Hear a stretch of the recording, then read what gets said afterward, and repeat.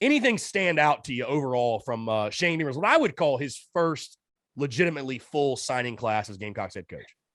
Yeah, I mean, I think where we are nationally at this point, I think, is the best you could have hoped for.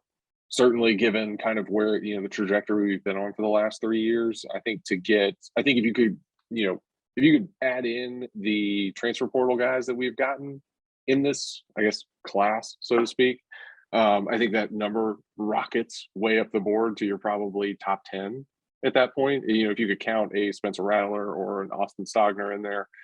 So I think you've addressed a lot of the positions of need, especially on the defensive side of the ball, and bringing in new talent, fresh blood into the program. So I'm curious to see where all that stands out. Do I wish there were more elite receivers in that class? Certainly, but I think from a positional need standpoint, I think we've hit the nail on the head.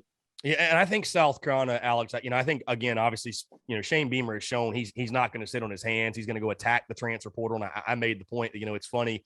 You've got one coach in the upstate that complains about the transfer portal and doesn't like the way new age college football is.